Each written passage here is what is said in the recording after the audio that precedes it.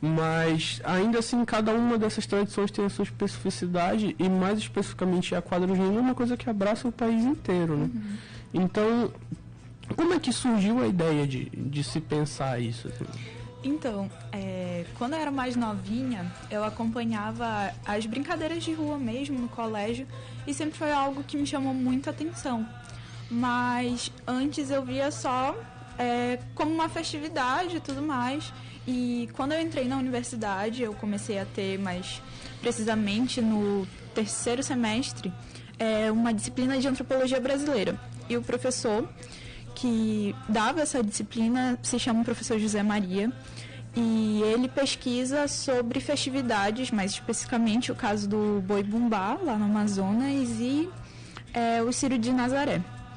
E aí ele começou a dar uma aula sobre festividades e tocou no assunto das quadrilhas juninas, e nós já estávamos conversando sobre a orientação da iniciação científica, só que não tínhamos um tema fechado. E quando ele tocou nesse assunto, eu conversei com ele após a aula e falei, professor, poxa, estou muito interessada, a gente podia pensar em fazer um trabalho sobre a quadrilha junina, porque a gente vê que aqui no Amapá acabou meio que não esquecido, mas o carnaval acabou passando por um processo que teve todo um desamparo do governo para repassar verba para que pudessem acontecer os desfiles. E aí nós acabamos pensando em fazer algo direcionado à quadrilha junina. E a partir disso que surgiu. Nós conversamos, ele me mostrou alguns trabalhos que ele já havia feito, não na quadrilha junina, mas sobre o Boi-Bumbá. E aí nós fomos traçando esse plano de trabalho. Assim, e já indo para o segundo ponto, a gente tem, por exemplo, como tu falou, desamparo, né? Da questão do carnaval, também temos a questão da expofeira, digamos assim, né? Que não era um intuito mais comercial, mas acabou que meio que se consolidando como uma tradição. Quem sabe um dia podemos matar a saudade, né, desse E pensando nessa perspectiva, nosso segundo ponto é justamente esse: como foi a consolidação dessa tradição junina, como surgiu, como chegou até onde está hoje em dia. Até aqui no Amapá também, porque dentro, né, do que a gente mesmo estuda na aula de história, estuda na escola, ou vê essas tradições, a gente vê a festa junina que acontece na escola, muitas vezes na educação básica, mas às vezes não sabe por quê. Exatamente. Não sabe por quê, não tem uma noção, e que de maneira historiográfica, né, que é um dos pontos do programa, justamente a gente tem uma ligação muito forte dessa tradição com a ideia, né, com a construção etnológica do caipira, dessa questão do R retroflexo da língua portuguesa e da vestimenta, dessa característica já padronizada do que é interiorano, e uma relação muito forte com o catolicismo, né? A gente tem as três festividades, que é São Pedro, Santo Antônio e São João, né? Então, assim, dentro dessa tua pesquisa, existe essa ligação de tentar essa associação dessas tradições catolicistas, né, católicas, com a festa junina, ou tu tem encontrado de repente um modelo organizacional que lembra um pouco o carnaval, do caso da quadrilha da escola de samba, do Boi-Bumbá que a gente falou, né, do caprichoso, do garantido? Como é que dentro desse processo, como é que tem sido? O que tu vem encontrando, né? Até considerando que, como tu acabou de falar pra gente, o poder público tem tido um certo descaso nesse sentido, e de fato a gente não tem visto mais uma movimentação tão grande no Amapá para essa festividade. Então, na minha pesquisa eu procurei traçar 3 pontos principais, que seria no início fazer esse resgate mais histórico, de pegar como é que foram introduzidos esses movimentos da quadra junina aqui no Brasil, e depois trazendo aqui para o Amapá. No Amapá eu ainda não consegui achar muita coisa por conta dos documentos que eu não consigo ter acesso.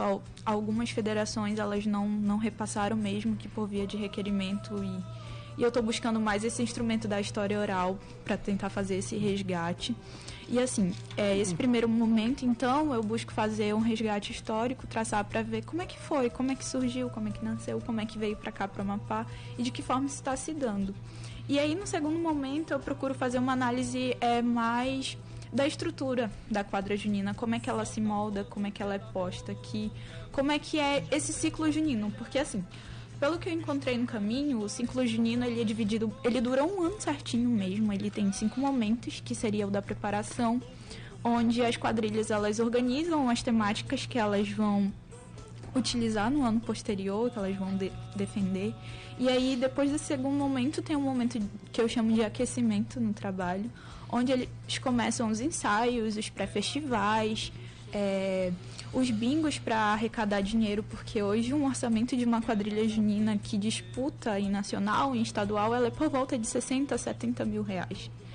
E não tem quase repasse público. O repasse que o poder público dá é basicamente de 2 mil, 3 mil reais, sabe?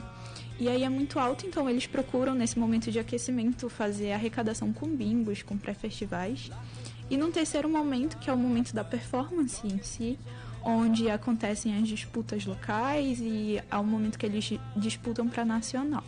Sim. E aí depois disso vem um momento meio que deixa eu achar aqui só um instantinho. Vem o momento do estreamento, onde passa esse primeiro ciclo que vai até julho, que, por exemplo, aqui já vai acontecer do dia 6, 7 e 8 de julho, vai acontecer, já está marcado o Festival Estadual Junino. E aí, encerrando isso, é o momento do estreamento, onde eles vão analisar como é que foi, como é que se deu essa disputa desse ano, no caso, né? Como é que foram as performances, onde eles erraram, onde eles podem melhorar.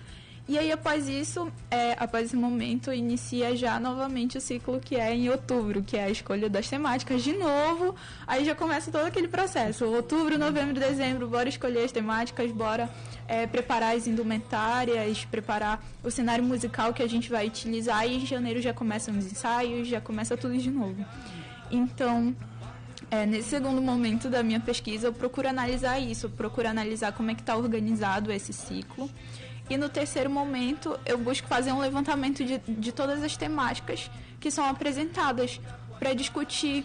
Porque, assim, foi um arco do trabalho que eu trouxe ano passado para a Reunião Brasileira de Antropologia, que era Brincadeira que Ficou Séria, uma análise das quadrilhas, uma etnografia das quadrilhas juninas do Amapá, onde em uma entrevista, um dos brincantes da quadrilha, ele me disse que por muito tempo ele levava isso como uma brincadeira, mas que depois de um tempo essa brincadeira ficou séria, que ele começou a levar isso de modo profissional para a vida dele mesmo, que começou a sustentá-lo.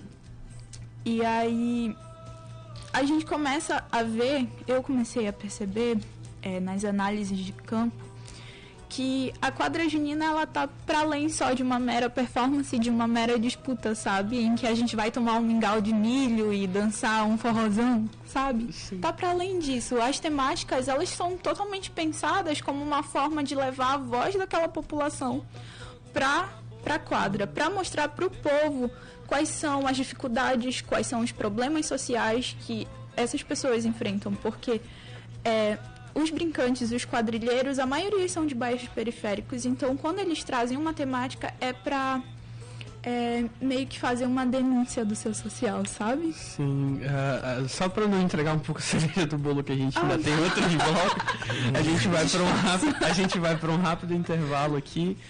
Não abandona a gente, tá? A gente tá aqui hoje com Caminhos de Memória, com esse tema que a gente chamou, né, carinhosamente de Eu Fiz Uma Fogueirinha. Esperando o meu amor. A quadra junina não passou perspectivas de pesquisa. Estamos com a Giovana Lourinho, do curso de Sociologia. Voltamos em instante.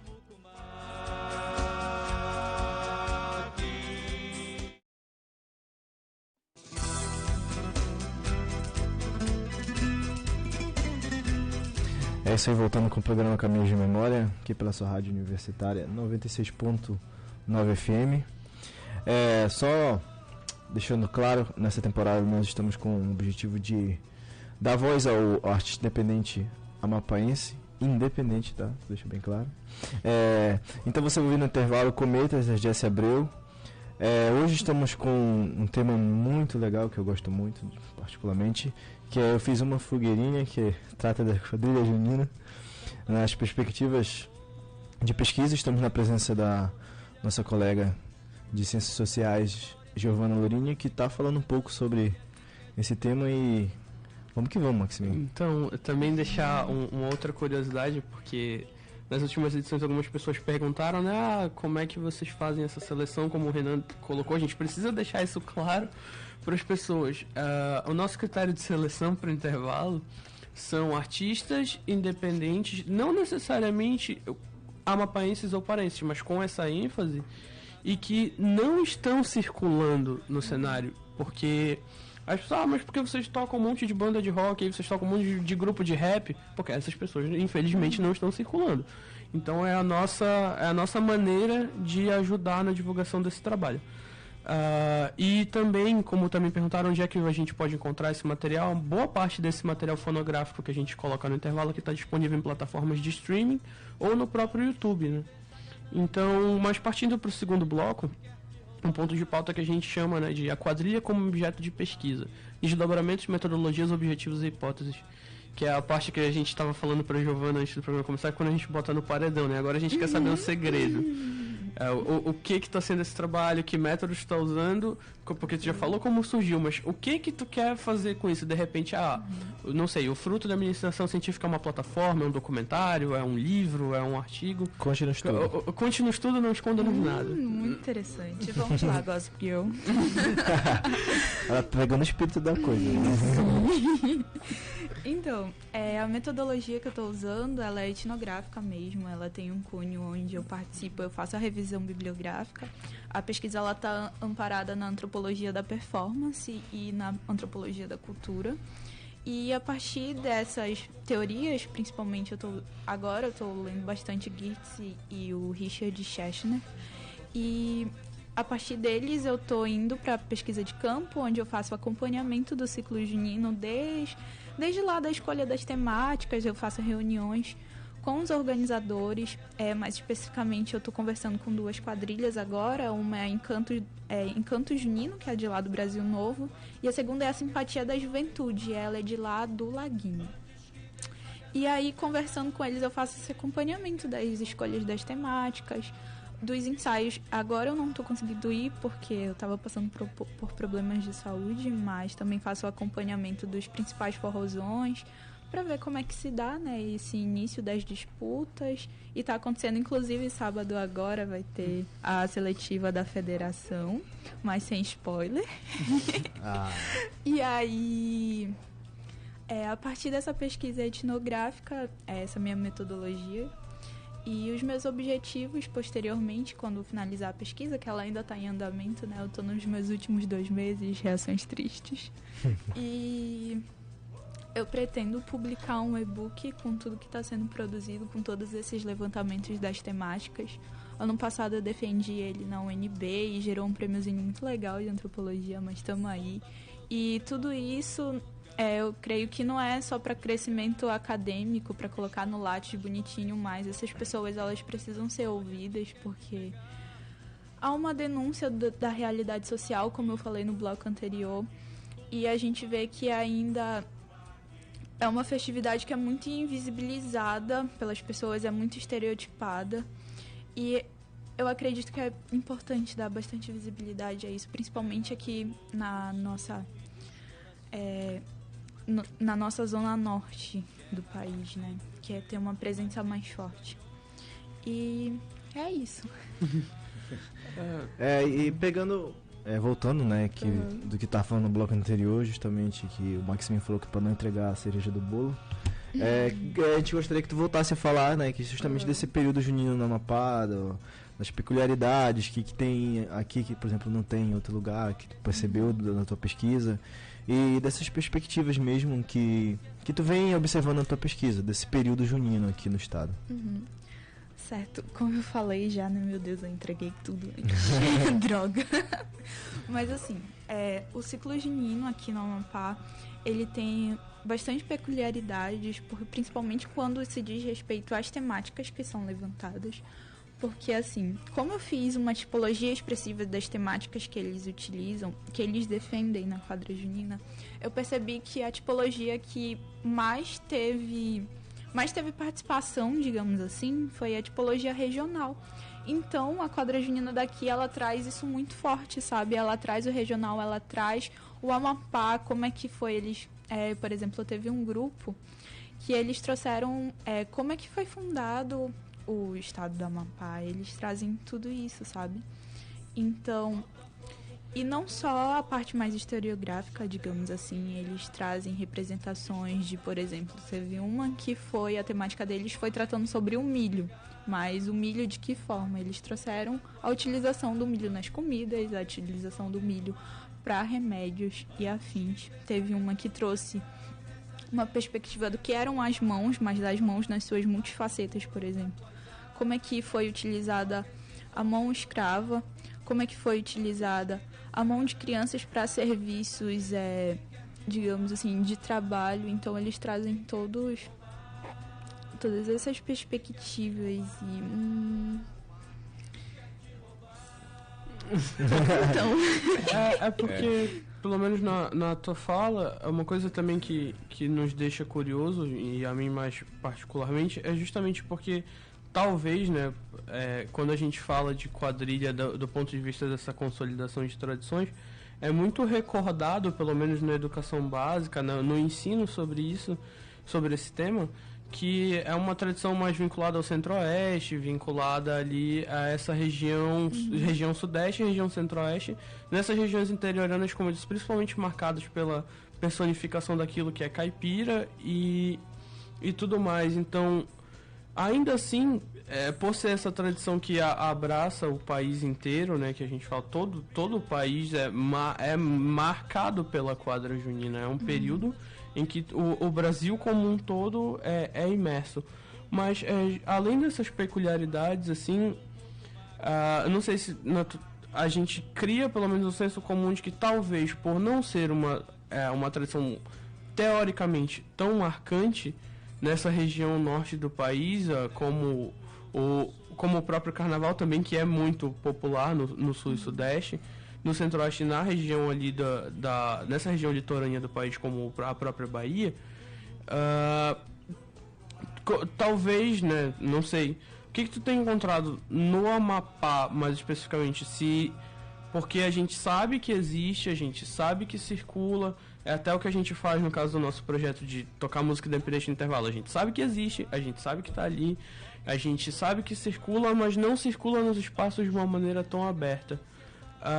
Inclusive, durante as minhas atividades, mas especificamente no Centro de Memória com a professora Verônica, quando nós tivemos algumas reuniões na época com o Conselho de Cultura, existia o anseio de se construir um espaço físico, né, um quadrilhódromo que estava se chamando, para atender essa demanda. Mas é uma política pública que infelizmente ainda não está consolidada. Então, se no teu trabalho tem encontrado que tipos de demanda, né, dessas quadrilhas, a gente queria saber. Certo. Então, eu tive contato com algumas pessoas que estão à frente da organização e um dos principais embates que eles me relatam é dessa falta de investimento público. Hoje, como eu disse no bloco anterior também, uma quadrilha, um orçamento dela está em torno de 60, 70 mil reais. E como conseguir 60, 70 mil reais para fazer uma apresentação, para fazer as indumentárias? Porque, assim, a organização de uma quadrilha não é só chegar e performar, tem todo um cenário por trás, tem toda uma equipe de preparo, sabe? Tem as tias da costura, tem as tias que preparam as maquiagens, as pessoas que fazem as coreografias. Então, precisa do auxílio dessas pessoas, precisa de um auxílio financeiro também. Então, quando a gente não tem um investimento do poder público, para isso, esse é um dos principais embates que eles me relatam. Então, tanto é que tu tocaste agora no assunto do quadrilhódromo, os lugares das apresentações, eles são sempre lugares, nunca é um lugar fixo, sabe? É sempre um lugar rotativo. Pode ser, por exemplo, eu já participei em final de semana que as apresentações eram na sede desportiva do trem, mas outras apresentações elas precisavam ser na praça porque a sede do trem ela já estava cedida para uma outra demanda. Então a gente não tem um lugar fixo, não tem um lugar que possa comportar essas pessoas que vão assistir, essas pessoas que vão disputar, essas pessoas que vão coordenar toda a quadra junina, sabe? E eu acredito, não tenho certeza, que esse é um dos principais embates pelos relatos que eles me deram durante a pesquisa. Então, o papo tá muito bom. A gente vai só ali botar mais lenha na fogueirinha e a gente já volta. Rápido intervalo.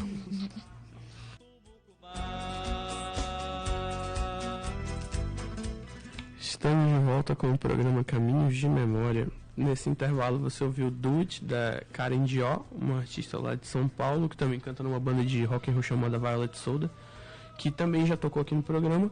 E hoje nós estamos com o tema Eu Fiz Uma Fogueirinha, a quadra junina não passa sob perspectivas de pesquisa. Estamos na presença da Giovana Lourinho e a gente elencou 2 pontos para esse bloco, um tu já falou um pouco, então a gente vai mudar a ordem aqui, que é um ponto muito, muito pertinente que nós, pelo menos, vemos notando ao longo do tempo, que é o assédio nos espaços juninos, né, que a gente chama de estratégias para combate, que é a problematização de algumas brincadeiras típicas como a barraca do beijo, por exemplo. Existe uma consolidação de tradição e até como um relato de experiência, em algumas das festas juninas que eu participei, existem situações de assédio nesses espaços que as pessoas falam, porque é uma brincadeira e não sei o que, e eu acho que nem tudo é tão engraçado assim. Então, a gente queria ouvir um pouco das tuas palavras, se existe algum desdobramento dentro da tua pesquisa que esbarra isso, se tem encontrado, talvez na pesquisa de campo, talvez a vivência pode não estar na consolidação do trabalho, mas eu acredito que certamente por o assédio ser um grande problema da nossa atualidade, tu talvez tenha esbarrado nisso e de repente a problematização de algumas dessas que a gente chama de brincadeiras típicas, de alguns desses costumes, né? De como tem se dado, e a gente queria ouvir um pouco das tuas opiniões sobre isso.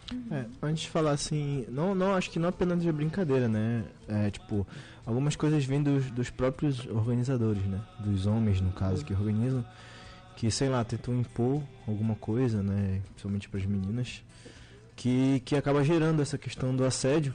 Não apenas ao chegar, né, na parte física em si, mesmo aquele papinho que a gente conhece, né? Então, se pudesse adicionar isso na tua fala, eu ficar feliz. Certo, perfeito. Então, isso é algo que eu tenho encontrado bastante durante a pesquisa de campo. Porque, assim, durante os festivais eu não tenho observado a presença de barraca do beijo. Certo, é uma coisa que nas disputas daqui do estado eles não adicionam essa parte, porque concentra mais na apresentação das quadrilhas e da venda das comidas típicas. Mas nas brincadeiras de ruas eu já acompanhei alguns pré-forrozões de rua, sabe, em que eles adicionaram, em que tinha aquela tradicional prisão. E aí foi um caso muito, acho que me chocou bastante. Foi ano passado, eu estava em um certo festival de rua, e aí em um dos momentos da prisão, 2 caras que estavam como segurança arrastaram a menina, e ela estava se debatendo e dizendo que ela não queria, e todo mundo que estava ao redor levou isso numa boa. Por quê? Porque era um momento de brincadeira. E aí que a gente entra nesse grande choque, porque quando passa a desrespeitar a vontade de uma certa pessoa, acho que aí já tem um risco, né? E então foi algo que eu observei, e não só nesse momento, mas esse foi o que mais me chocou. Mas outra forma de assédio que eu percebo também é na imposição e na cobrança durante as organizações e os ensaios. Ok que tem uma certa cobrança quando tu fazes algo, mas chegaram alguns momentos de organizadores gritarem com brincantes, dizendo, tu tem que mexer mais o teu quadril, tu tem que fazer mais isso. E chegar e pegar na cintura da garota pra mostrar como é que ela tinha que mexer, sabe? Então a gente percebe que a partir daí não é apenas um mar de rosas, a gente encontra também esses embates. Sim, assim, também ainda alimentando essa discussão, né, a Alana, minha namorada, até já mandar um beijo pra ela, beijo, Alana. Já não pode mandar no último bloco, já tá pago. Não, tem que, não existe uma cota sobre já isso. Já tá pago de hoje. Indo ao... Olha, o Ian aqui, o operador, está dizendo que ela não deixou um like lá na live no Facebook. E ela está nos ouvindo no rádio, então está respaldado.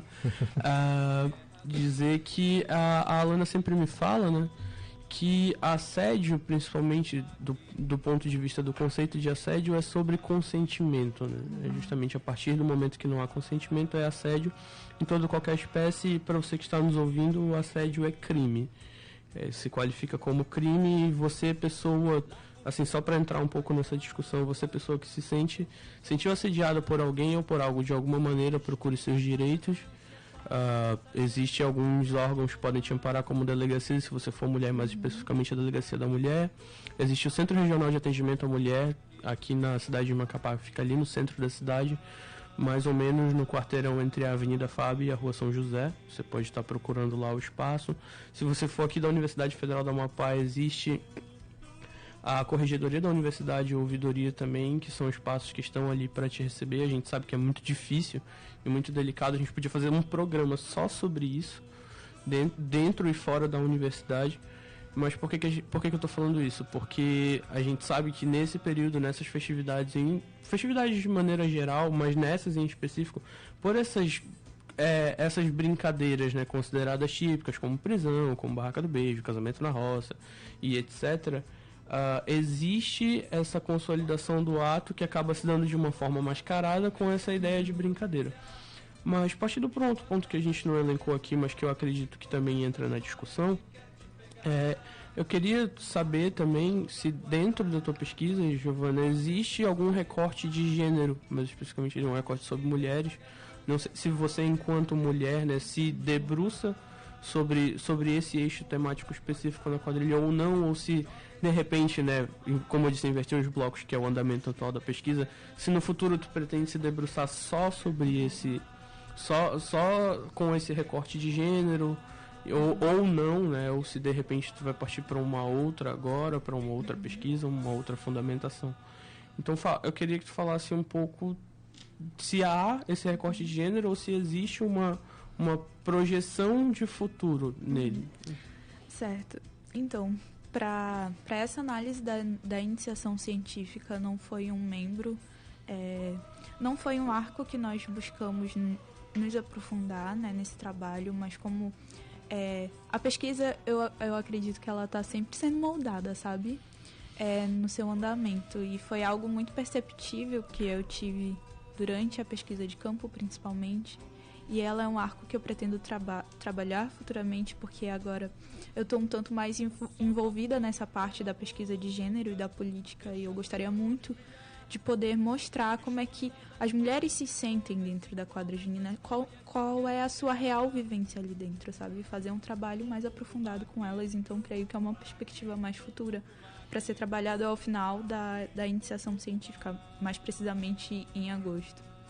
Mas aí existe, digamos assim, né, considerando o momento que a gente vive de cortes orçamentários, né, na educação brasileira, que é realmente lamentável. A universidade pública, infelizmente, está sendo atacada ao longo dos tempos que nós estamos vivendo. Inclusive, eu acho que talvez o próximo programa seja sobre isso. Já fizemos um com a presença do Elton, até mandar um abraço pro Elton lá, diretório central dos estudantes, que deu algumas palavras aqui pra gente, mas queríamos ter abraçado mais pessoas do movimento estudantil. Até porque existem muitas outras pessoas mais, né? Então, como é que eu posso dizer? Se dentro desses espaços, dentro dessa tua outra pesquisa, até falar um pouco dela, mas antes ainda manter a pauta, desculpa. No caso, talvez tu vá acabar para um outro nicho, mas agora a pesquisa ela já vai se encerrar, a gente tem alguma data, digamos assim, alguma projeção de quando a gente vai poder, de repente, ler e se debruçar sobre esse trabalho? Então, a parte da iniciação científica, ela vai finalizar, eu vou ter que entregar o relatório agora no mês de julho, no finalzinho de julho, que também coincidiu ainda bem, que é quando finaliza todo o ciclo junino, e aí eu já vou conseguir condensando todos esses dados que eu consegui. A pesquisa ela vai ser publicada provavelmente em setembro, que é o período que tem a Semana Nacional de Ciência e Tecnologia aqui no Amapá. E a partir disso ela já vai estar socializada. A minha perspectiva é de não deixar morrer essa pesquisa enquanto só uma parte da iniciação científica, como só um cumprir academicista, sabe? Mas dar continuidade a isso, socializar com todas as pessoas que foram envolvidas no trabalho, principalmente a eles, porque tudo que tem feito é graças a essas pessoas, sabe? Eu sou só um canal, assim, que tá ali nas duas vias, sabe? Meio que pra dar ai, meu Deus, eu esqueci a palavra agora. Como um fio condutor, onde possa conectar esses dois espaços. E aí, essa é a minha perspectiva de agora. Tu tocaste num ponto que me toca muito, que é sobre esses cortes orçamentários. E um ponto também que eu gosto de frisar é que essa pesquisa, ela não teve nenhum financiamento. Tudo que a gente tem feito é voluntário, ela tem partido de uma junção de recursos, na verdade, individuais, onde a gente está indo correndo atrás de vender um bombom aqui, um bombom ali, para poder socializar em outros espaços, porque ano passado, a gente já quase não tinha verba, né, para pesquisa, e agora piorou tudo ainda mais, e é um cenário bem tenebroso pra gente.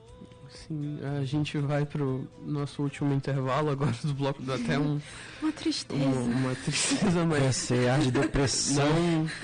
Não nos abandone, esse é o Caminho de Memória, e voltamos já. Pode pegar.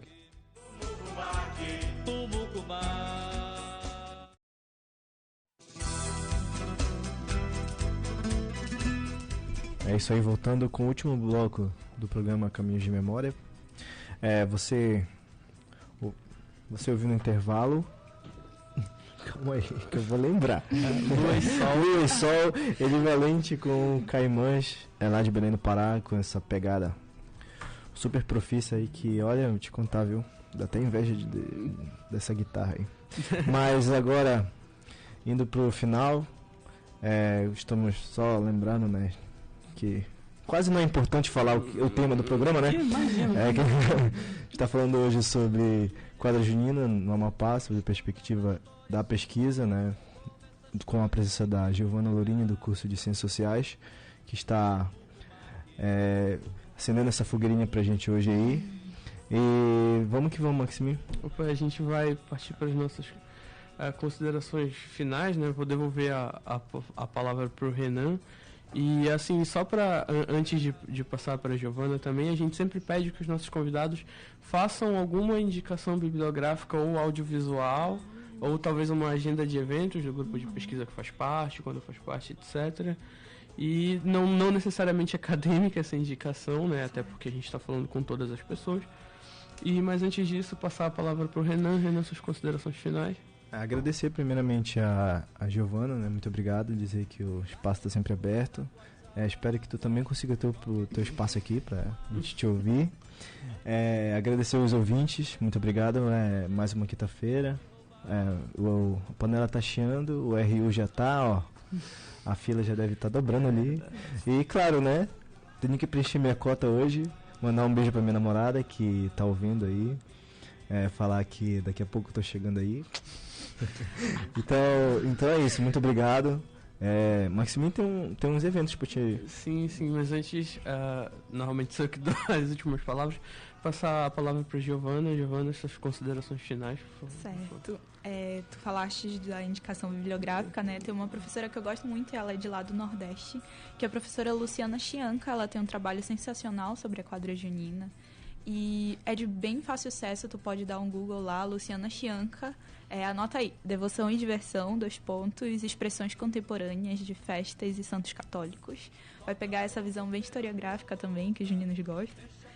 E ela vai socializar como é que funciona o processo da quadra junina lá também. Ela faz um estudo comparativo bem massa e tem uma linguagem super acessível, é ótimo. Gostaria de agradecer, né, a todos vocês pelo convite. Nos outros programas não deu muito certo, mas estamos aqui, funcionou, hoje foi. Muito obrigada, foi um espaço bem confortável. E vocês falaram de cota, e eu também tenho que bater a minha cota, né? Eu queria mandar um abraço para os meus dois amigos que pesquisam comigo, que é a Débora e o Caio. Eles estão agora também numa pegada de pesquisa de gênero comigo e gostaria de mandar um abraço para eles e para a galera de Ciências Sociais. E muito obrigada, gente. Foi um prazer estar aqui com vocês. Opa, partindo para as minhas considerações, né? Mandar mais um beijo pra Alana, minha namorada. Sempre manda no não. Ela não deu like ainda. Sim, ela não deu like. Sim, não existe cota. Não dei ouvidos ao Renan. Agradecer a Giovana, porque foi um programa pensado aos 45 do segundo tempo, assim, literalmente, e que a gente já estava, né, em dívida, digamos assim, com a Giovana e com o grupo de pesquisa dela. A gente tentou fazer outro programa, não conseguiu fazer, mas a gente ainda quer retomar aquela pauta. Vamos continuar tentando. Agora vai. Agradecer pela Giovana ter aceitado o convite, né? Dizer novamente que o espaço está aberto para essas e quaisquer outras pautas. Nosso muito obrigado. E agora, como o Renan falou, falar um pouco da agenda de eventos que a gente sempre anuncia aqui. Hoje vai estar acontecendo o primeiro encontro de pesquisa do Grupo de Estudos Coloniais Amazônicos, o GESCAM, com a conferência de abertura às 14 horas, com o título O Governo Geral do Estado do Maranhão e Grão-Pará no Império Português, de 1621 a 1651, com o professor doutor Fabiano Vilaça, da UERJ, Estadual do Rio de Janeiro. Após isso, a apresentação do GESCAM, com o professor doutor Andres Noronha e o professor doutor Paulo Cambrai, ambos aqui da casa. Comunicação de pesquisa das 16h30 às 19 horas. E para você que ouviu tudo isso, as inscrições e certificações são gratuitas, tá, gente? Vocês podem estar adquirindo mais informações na página do Facebook do GESCAM, @gescam.unifap, ou pelo e-mail gescam.unifap@gmail.com. Mandar um abraço dos meninos pro GESCAM que estão aí a todo vapor organizando esse evento. E passar a palavra para a Giovana, que ela pediu aqui antes de dar continuidade, depois ficar à vontade. Isso, eu só dar uma info também, tá rolando a semana jurídica, tá rolando lá no D7, hoje vão ter alguns mini cursos e vai ter esse debate sobre gênero também, convidar todos vocês para estarem lá. Muito obrigada. Dando continuidade à agenda de eventos, obrigado pela contribuição, Giovana. Outra palestra também com o professor Dr. Fabiano Vilaça, da Universidade Estadual do Rio de Janeiro, que chama-se Circuitos da Comunicação Política, apontamentos sobre fontes e métodos de pesquisa para a história da administração colonial, amanhã, dia 7 de junho, no auditório de enfermagem, às 18 horas, com certificação também gratuita de 2 horas de atividades complementares. O mediador será o professor Dr. Sidney Lobato, também do Colegiado de História. E falando em professor Dr. Sidney Lobato, hoje tem o lançamento do seu livro, né, que é sobre a Igreja de Trabalhadores na Amazônia, que será ali na Biblioteca Pública Eucílio Lacerda, no auditório, às 20 horas. O livro está com o preço de lançamento de R$50. E falar aqui também da Feirinha das Manas, domingo, bom, dia 9 de junho, às 15 horas, onde você vai estar encontrando vários brechós, inclusive a Alana e eu temos um brechó, @pequenino brechó no Instagram. Aceitamos cartões, tá, gente? Estarão produtos, né, roupas novas, usadas, sapatos, acessórios, livros, artesanato, itens de decoração, algumas atrações musicais também, como Brenda Zeni, Michelle Maicol, mais alguns outros grupos como Pinducos e entre outros, a partir das 15 horas na Floriano Peixoto, dia 9 de junho. Quero dizer como é incrível que quando os outros começam a dar aviso, a gente vai se lembrando dos nossos, né? Amanhã no DEPLA vai acontecer uma roda de conversa, que é sobre reflexões sobre a Base Nacional Comum Curricular, né? Que é a famosa BNCC. Para quem está fazendo licenciaturas é muito importante, com a presença da professora Artane Menezes, da Figueiredo, do Armando Pereira, professor especialista, né, o Edipo Felipe da Silva Ferreira e o professor Manuel dos Santos, ambos daqui da Unifap. Então, se você quiser, vai começar no DEPLA às 18h30, só colar lá, porque essa é uma pauta muito importante para quem faz licenciatura especial. Isso aí. Esse foi o Caminhos de Memória. Muito obrigado pela sua audiência. Voltamos na próxima semana, se tudo der certo. Estaremos aqui mais uma quinta-feira com você. Como o Renan diz, a panela tá chiando, o RU tá lotado. Nosso muito obrigado e até a próxima.